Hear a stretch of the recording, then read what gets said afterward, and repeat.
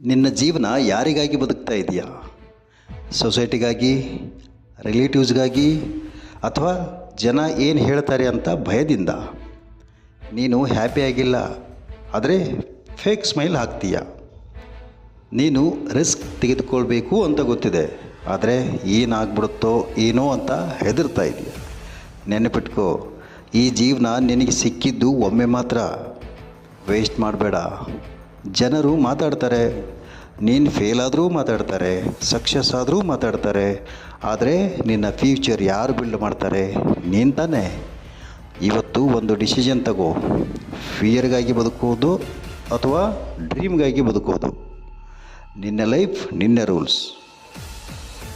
ಇದೇ ತರಹ ಇನ್ನಷ್ಟು ವಿಡಿಯೋಗಳಿಗೆ ಸಬ್ಸ್ಕ್ರೈಬ್ ಮಾಡಲು ಮರೆಯದಿರಿ. ದಯವಿಟ್ಟು ಚಾನೆಲ್ನ ಸಬ್ಸ್ಕ್ರೈಬ್ ಮಾಡಿ. Thank you.